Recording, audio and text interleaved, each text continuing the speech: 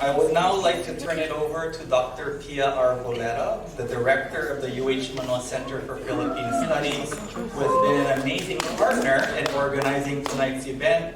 As a master educator and leader in higher education, Dr. Pia has been a strong advocate for uplifting Filipino students to excel and advance in their academic aspirations. I'm very pleased to welcome Dr. Pia to the stage to provide some closing remarks and an introduction to our closing performance.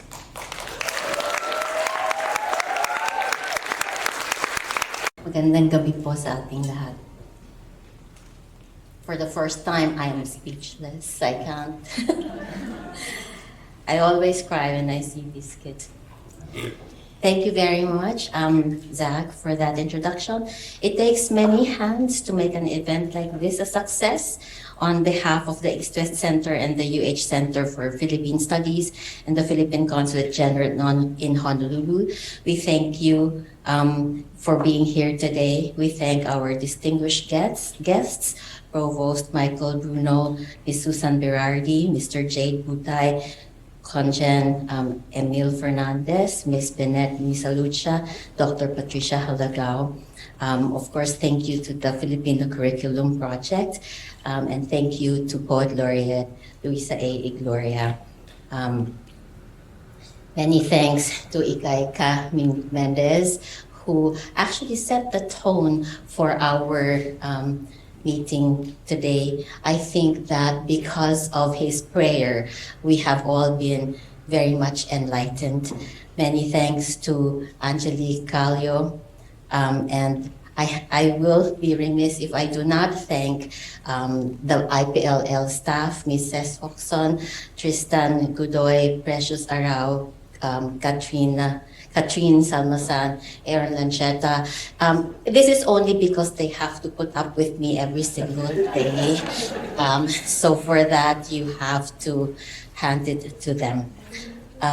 When we started this project, we all agreed that launching this report matters not only to Hawaii, but to all the world.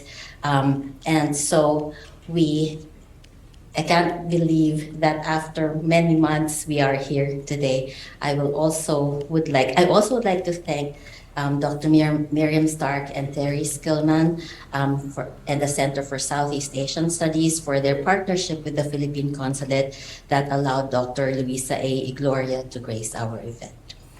I stand here today on the shoulders of my ancestors. I was the unfortunate person who had to inherit two separate programs, the Center for Philippine Studies from Dr. Belinda A. Aquino and the Filipino program from Dr. Teresita Ramos and Ruth Elinia Mabanglo. And people looked at me then and said, "You have big shoes to fill." And I said, I didn't want to fill their shoes. I just want to survive. I want to keep the program afloat because Dr. Teresita Ramos told me, if anything happens to this program, mumultuhin kita, which means I will haunt you for life. So far, I can't possibly make this up. It is true.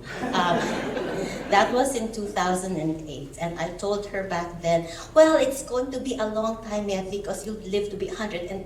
I'll probably die before you because I'm so unhealthy.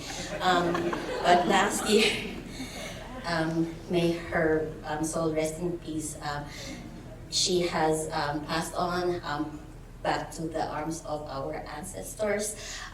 But I can assure you that we are so very much not endangered, and I think that she will not haunt me. The world today is laden with chaos, poverty, and injustice, and it is a rare gift for us to gather together to reflect and to celebrate Philippine culture. Getting this report out into the world is important so that it may serve as guideposts for future generations. So it was wonderful that we have our students here today. They've actually already done the work. When I think about the challenges that we face as educators, community leaders, and members of our profession, we know that everything becomes worth it because we do it for our children. Sometimes we are lucky and we can that we can make change. This is a testament that change does happen when we discard all political differences to reach a common goal. And sometimes we do leave this place better than when we found it. Maraming salamat po.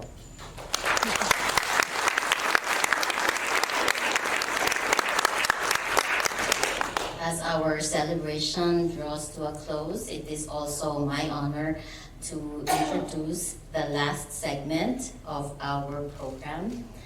We will now witness two cultural presentations, the Pangalay and Balangbang. Pangalay among Tausug people in the Sulu Archipelago, Philippines, and Suluk people in Malaysia is popularly understood to be, quote, dancing with the hands, unquote. The dancing involves particular ways of moving the body, involving curving and curling hand and arm motifs in relation to the rhythms of the Kulintangan Gong ensemble. The dancing is performed for festive occasions, particularly at weddings and celebratory activities after Haylaya Asa, the month of fasting for Muslims. Balangbang is the day's culminating piece. Participants strike handheld flag gongs called gangsa, while others dance with them. Balangbang is one example from an indigenous repertoire of communal music with dance practices in the Cordillera Administrative Region, where our Poet Laureate came from, Northern Luzon, Philippines. This is performed at rituals, weddings, and other celebrations, peace pact ceremonies, and at festivals. Our final performers are Wayland and Desiree Quintero, our culture bearers and advocates for the promotion and preservation of our pamana ng lahi, or the things that are bequeathed to us by our ancestors. They are also language and culture teachers at Leeward Community College. With them are Scott Andrada, Donovan Oda, Jake Vermas, Paul Cosme, and Corey Coyote Harkins, who were our Fulbright scholars last summer, Fulbright 2023.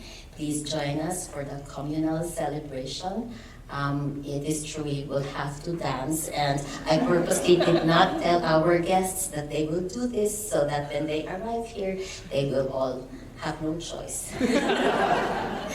Maraming salamat po, and here is our final performance.